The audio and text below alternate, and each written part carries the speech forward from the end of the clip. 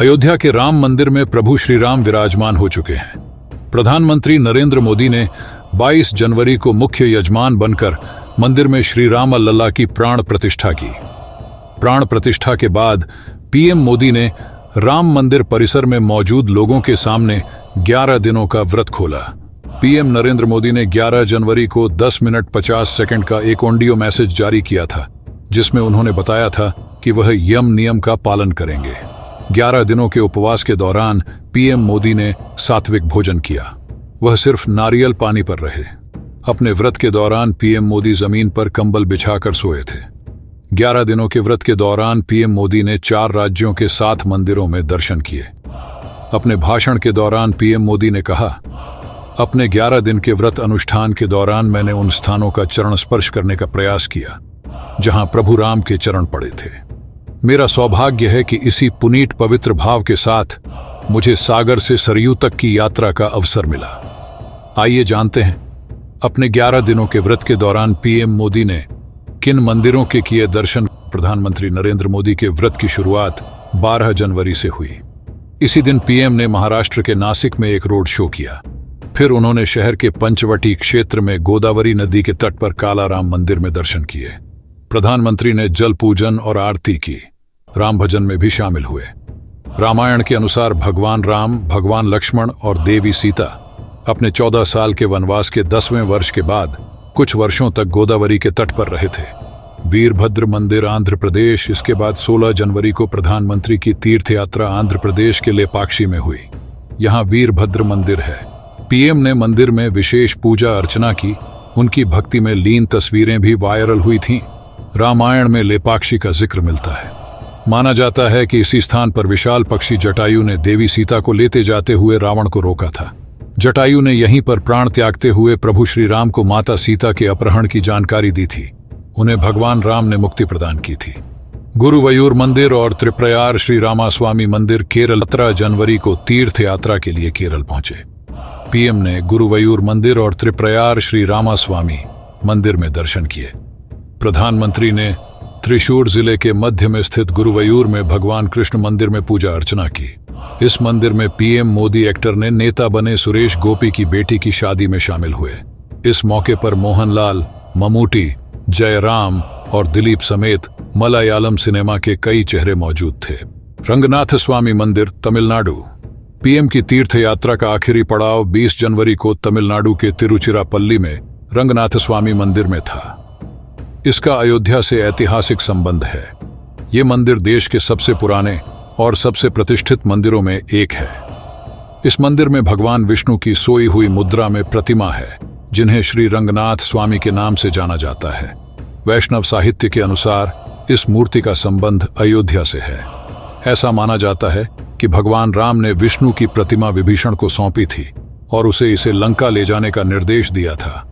अरिचल मुनाई में दर्शन। इसके बाद पीएम ने अरिचल मुनाई के पास समुद्र तट पर भगवान राम के मंदिर में भी पूजा की। पीएम ने यहां पुष्पांजलि अर्पित की और योग भी किया। श्री कोठंडा रामस्वामी मंदिर में पूजा। 20 जनवरी को ही पीएम मोदी ने श्री कोठंडा रामस्वामी मंदिर का दौरा किया, जो धनुषकोडी और अरिचल मुनाई की ओर जाने वाले रास्ते पर है। अयोध्या में प्राण प्रतिष्ठा से पहले प्रधानमंत्री मोदी ने रामलल्ला की प्राण प्रतिष्ठा के लिए 11 दिन का उपवास और जप किया था। भगवान राम की प्राण प्रतिष्ठा के बाद गोविंद गिरी जी महाराज ने पीएम मोदी का व्रत खुलवाया। जो चरणामृत पीकर पीएम ने व्रत खोला, उसमें बेहद खास चीजें थीं। प्रधानमंत्री मोदी को राम जन्मभूमि तीर्थ क्षेत्र ट्रस्ट के कोषाध्यक्ष गोविंद गिरी जी महाराज ने प्राण प्रतिष्ठा के बाद भगवान राम का चरणामृत पिलाया। इस चम्मच चरणामृत में बेहद खास चीजें मिली हुई थीं।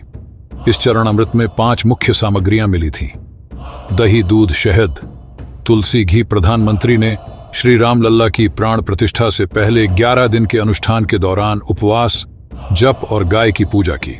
वे 11 दिन तक फर्श पर सोए और सिर्फ नारियल पानी पीकर फल खाकर रहे। मोदी इस दौरान रामायण से जुड़े 4 राज्यों के 7 मंदिरों में दर्शन पूजन भी करने गए। इस महान तप के बाद वो पल आया जब पीएम मोदी ने 140 करोड़ भारतीयों की ओर से रामलला की प्राण प्रतिष्ठा में मुख्य यजमान का दायित्व निभाया। सारे कार्यक्रम संपन्न होने के बाद मोदी ने अपना उपवास तोड़ा। राम जन्मभूमि तीर्थ क्षेत्र ट्रस्ट के कोषाध्यक्ष गोविंद गिरी जी महाराज ने मंच से कहा कि हमने तो पीएम से बस 3 का उपवास करने के लिए कहा था, लेकिन उन्होंने 11 दिन का उपवास रखा। स्वामी गोविंद गिरी ने कहा कि हमने 3 दिनों के लिए भूमि शयन जमीन पर सोने को कहा, लेकिन इतनी ठंड के मौसम में उन्होंने 11 दिन भूमि शयन किया। इस दौरान प्रधानमंत्री मोदी भी भावुक हो गए।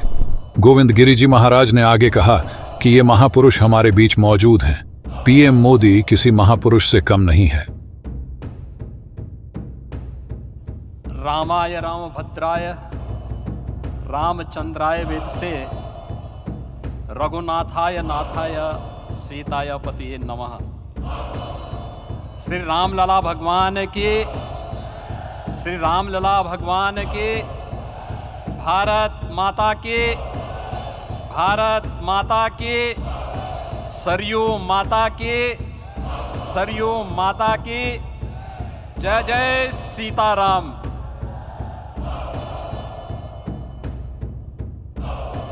रामोत्सव के आज के इस कार्यक्रम के मुख्य अतिथि दुनिया के सबसे लोकप्रिय राजनेता भारत के माननीय प्रधानमंत्री आदरणीय श्री नरेंद्र मोदी जी, राष्ट्रीय स्वयंसेवक संघ के माननीय सरसंघ चालक श्रद्धेय डॉक्टर मोहन भागवत जी, प्रदेश की माननीय राज्यपाल श्रीमती आनंदीबेन पटेल जी, श्री राम जन्मभूमि तीर्थ क्षेत्र न्यास के अध्यक्ष पूज्य महंत नृत्य गोपाल दास जी, श्री राम जन्मभूमि तीर्थ क्षेत्र न्यास के कोषाध्यक्ष पूज्य स्वामी गोविंद देव गिरी जी, महासचिव सम्मान्य श्री चंपत राय जी, देश के कोने कोने से यहां पर पधारे पूज्य संतजन, अपने अपने क्षेत्र के नेतृत्व देने वाले सभी उपस्थित महानुभाव, रामोत्सव के इस पावन पर्व के अवसर पर आदरणीय प्रधानमंत्री जी का मैं आप सबकी ओर से हृदय से स्वागत करता हूं, अभिनंदन करता हूं। इस अवसर पर पधारे राष्ट्रीय स्वयंसेवक संघ के सरसंघ चालक आदरणीय डॉक्टर मोहन भागवत जी का, अन्य समागत अतिथियों और महानुभावों का मैं हृदय से स्वागत करता हूं, अभिनंदन करता हूं।